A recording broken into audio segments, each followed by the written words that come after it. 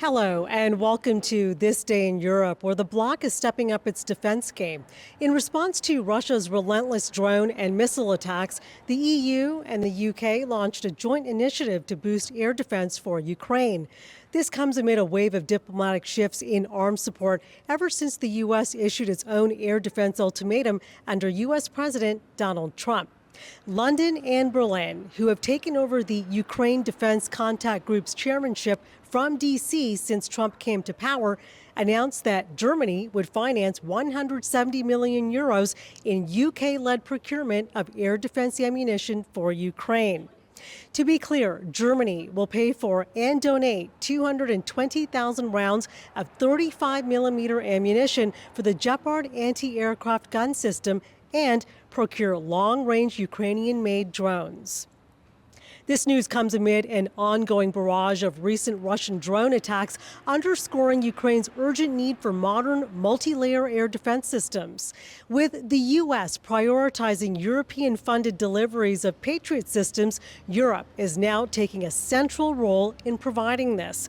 German Defense Minister Boris Pistorius says, "Together, we have to stop this war machine by joining forces to support Ukraine with all our might." While the EU is still working on that recent pledge to provide 5 Patriot air defense systems for Ukraine, Pistorius says there should be progress on this front soon. With joint funding and delivery commitments, the EU and UK are signaling a turning point here. Europe is taking control of Ukraine's air defense, stepping in where U.S. supplies have been delayed. As Russia's aerial assault intensifies, this partnership marks a very decisive shift, demonstrating that perhaps Europe is ready to bear the responsibility of defending Ukraine's skies. Meantime, there is a diplomatic wave surging throughout Europe and beyond. 28 countries, including the UK, France, Belgium, Canada, Australia, Japan, as well as New Zealand, have issued a joint statement urging Israel to halt its military offensive in Gaza immediately.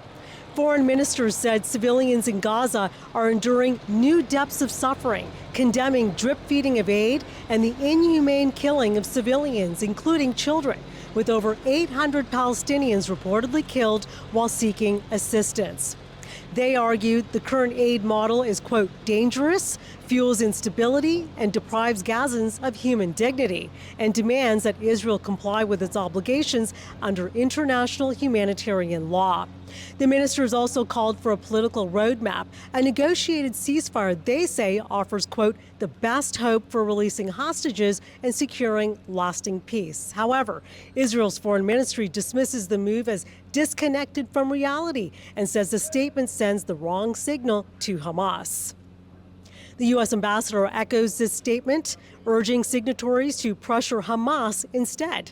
Notably, Germany, as well as the United States, are staying out of this statement, though Germany has expressed great concern at the humanitarian crisis and urging unimpeded aid access.